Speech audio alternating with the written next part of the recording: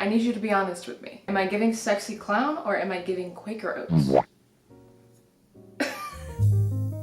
Fun fact about me, I really love clowns. The makeup is unrelated. No, but seriously, I do love clowns. I love clown media. I love books, movies. I love clowns. Actually, when I thought about it, the only clown book I've ever read is It by Stephen King, and I love It by Stephen King. But in my experience, there are more clown movies than there are clown books. So today, I'm gonna dive into a clown book, one that you might have heard of. Yes, that would be Clown in a Cornfield. Went to the movies recently, saw the trailer for the new movie, remembered that it was based on a book. Here we are, now I gotta read it. And I really don't know anything about this book. I only know my assumptions, which are that it's a clown teen slasher. I'm gonna go ahead and assume that it's set in a small town with a cornfield and there is a clown that is killing people. Hopefully that's a safe assumption because I'm not gonna read the description before going into it, but I will update you once I am into it. And oh my god, I just realized I forgot to introduce myself. Hi, my name's Marissa and I like to talk about books and book design, and today we're talking about clown books, or one clown book in particular. Clown in a Cornfield. Let's read it, okay? I will update you when I'm a little bit further and actually know what the book is about. Okay, I'm now on like chapter 4, so I feel like I'm getting a little bit of a grasp on the story. So basically we have this teenage girl named Quinn who has just moved to this small town, Kettle Springs, from Philly, so big change there. She and her dad moved there because her dad is a doctor. There was an opening for the town doctor. We learned that her mom has passed somewhat tragically, so they're hoping to move away to get a fresh start. But on the other hand, what's going on in this small town is there's this group of teenagers who seem to have a YouTube channel that's maybe centered around like pranks and stuff. Not sure how I feel about that. I really struggle with books, especially YA books that try to incorporate like modern teenager technology because it usually comes off like very clearly written by an adult and not as an accurate depiction of teenagers. So far it's fine. It's not super offensive. But other than that, not a whole lot to be said about clowns. There was sort of this tragic like backstory in the beginning surrounding the tragic death of a young girl. Not even young, I mean young teenage girl, but the death had nothing to do with clowns. I'm not really sure how that's actually gonna come into it, but I'm very curious to see. Something I'm noticing is that there's a weird vibe around the adults in the story, or the adults in the town. It kind of seems like it's setting it up to be like the adults are evil, but I feel like it's a little bit too obvious, so I'm thinking that's not the direction it's gonna go. But where the story's going now is that there's this Founders Day parade and we're hearing more about Friendo the clown, who is sort of the clown mascot. So far the way everyone has talked about him, he's not like a killer clown, he's not evil in any way, he's just like the mascot for this corn syrup that has sort of like funded the town. The way this town has a mascot and there's a big Founders Day celebration kind of surrounded around the mascot, it sort of is reminding me of the movie Thanksgiving, which to be honest, I really enjoyed that movie. I think it's a super fun slasher. It's similar in that it's set in a small town as well and they have a town mascot. Instead of a clown, it's this pilgrim, and then the killer dresses up like the town mascot and kills people. So I think a very similar thing is going to happen with, I mean, I know, the clown is in the cornfield, so at some point that is going to happen. Yeah, I'm interested to keep reading to see where it's gonna go. I've pretty much completely switched over to just listening to it as an audiobook. I haven't really been reading it on my Kindle. I'm finding that I'm pretty sucked into the story, which is fun. I really just have no expectations on whether or not I'm gonna like it. No one I know has read it, but I've heard somewhat good things for it being like a YA clown slasher. So we'll just have to see. We'll just have to keep reading, see what's up with this town and this clown that's in the cornfield. I'm gonna keep reading. I'm now halfway through the book and I have to laugh a little bit. I want to keep this vlog mostly spoiler free, but I also want to give you my genuine reactions. So I'm gonna put a little spoiler warning here just skip ahead if you haven't read it yet and you don't want to be spoiled.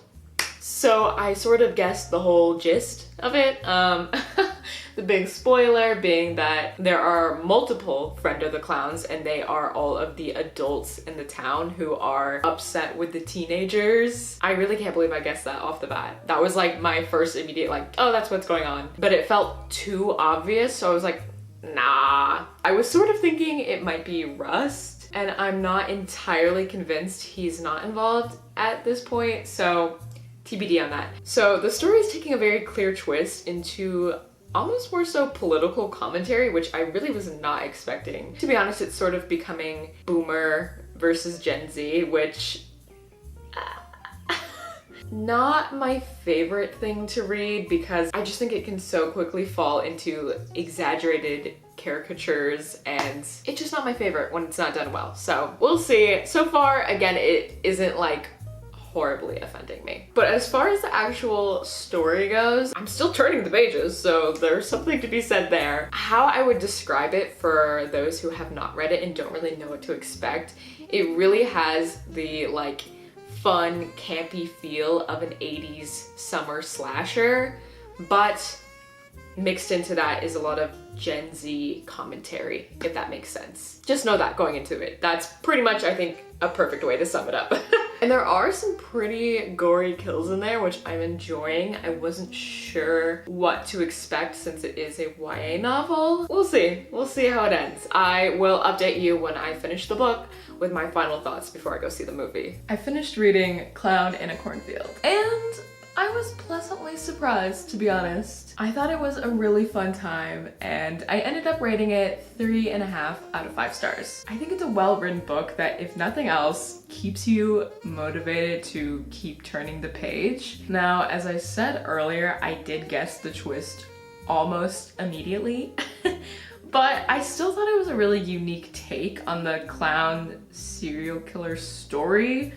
So I wasn't that mad about it. Because to be honest, I would have expected it to be your typical teen slasher, like based on the like genre expectations that are outlined in like the movie Scream, you know what I mean? So it did subvert my expectations a little bit, although it was still very predictable.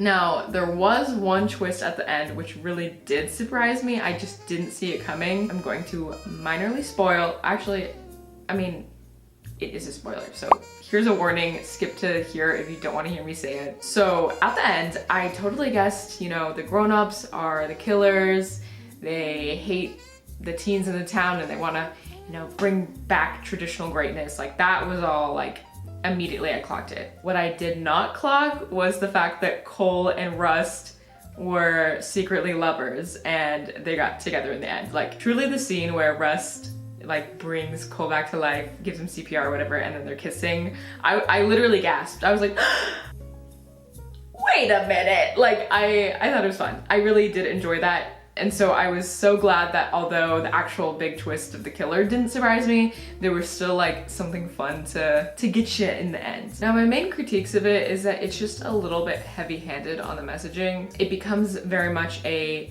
Boomer versus Gen Z storyline, which I'm with it. I'm with it, trust me. But I don't love books where the author just sort of tells you exactly what you're supposed to think. Like they assume that you're not gonna understand the message. Like, buddy, I got it. I got it. Page 1, okay? Yeah, that was a little bit annoying, but you know, to be fair, it is a YA book and I'm 25, so forgive me for hating, I guess. And the book had some pretty gruesome kills that I'm so excited to see how they translate it to the big screen. So my thoughts on the book, I think it is worth reading if you're open to YA, you like clown slashers, and you don't mind horror to have a political undertone. I feel like a lot of horror has a political undertone, so if you don't like that, then good luck. I actually already got my ticket to see the movie because somehow my theater's doing an early screening, so I get to see it on Wednesday before it comes out, so I'm very excited. And you know what? I really don't think they're promoting this movie enough. I haven't heard anything about it except for when I saw the trailer before other movies. Anyways, I'm rambling now. I liked the book. I recommend. Let's see if I recommend the movie. I'm headed to the theater and I am honestly really excited. I think it has the potential to be better than the book, but I also think there's the potential for it to be much worse. I mean, this is a little bit obvious, but I think that depends heavily on the script. There's a lot of moments where they could add in some cringe, especially just because of the nature of, you know, some of the characters having a YouTube channel. I think that could turn into being cringe, which, ironic that I'm saying that, recording that for a video on my own YouTube channel. Self-aware? No, not here. But we'll see. I have high hopes because, boy, do I love a summer slasher, especially when it involves clowns. I'm like a broken record at this point. You know I love that.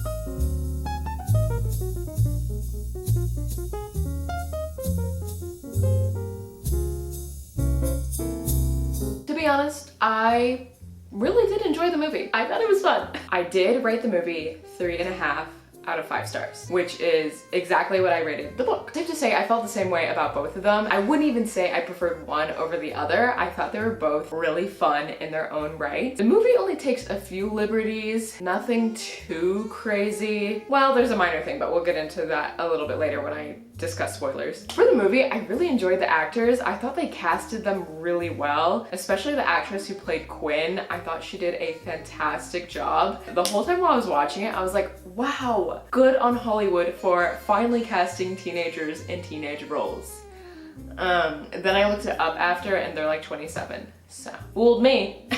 Except for the Janet character, which that sort of mean girl trope is really hard to do well in books and movies because the way they are usually written is just so unrealistic. It's too like obviously mean girl, whereas like true mean girls have a lot more subtleties, I feel like. And since we're talking about Janet, I think she was actually the biggest problem I had with the movie, because in the book, Janet is an Asian character and she even has this monologue where she talks, or she's thinking about what it's like to be a minority in such a small town and how that has impacted her and, you know, leads up to her big scene in the book. And I really enjoyed that part. I liked reading about it and I was excited to see her portrayed in the movie, but we just lost all that nuance since they casted a white actress instead. So that was a bummer, to be honest. But otherwise, I thought it was a pretty good adaptation. Now, one of the big problems I had with the book was how heavy-handed the messaging was. I think it becomes apparent very quickly that it has a political undertone, which I think is great,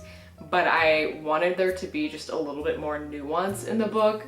Like, we literally get scenes where the characters are saying, "Make Kettle Springs great again," which is like, you know, like it's a very obvious call to Trump and the Make America Great Again. But I think since it's just so on the nose, it sort of makes you as a reader feel like the author thinks you're stupid. Like, do you think I wouldn't understand what you were saying had you not made it so obvious? But again, it's a YA book, so a little leniency, but also teenagers aren't stupid either. Like, you didn't need to be that on the nose. So in the movie, I think they handle it a little bit better. It's not so in your face. There's still a few like major like boomer versus Gen Z moments that were like a lot. But again, like I agree with the messaging and I'm willing to let some of it slide because I am not necessarily the target audience. But yeah, overall, good movie, pretty good adaptation. I'd recommend.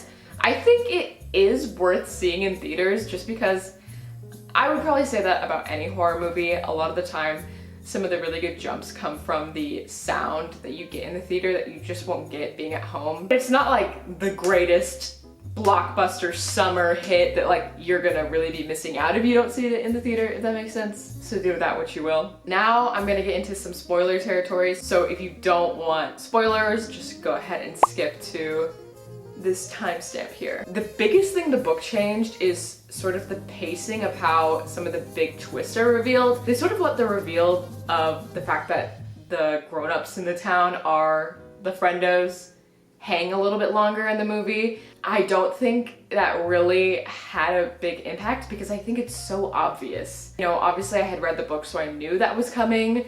I wonder if those who go into it blind won't catch that. I don't really feel like it had a bigger like shocking effect revealing it later. It was just like, yeah, duh.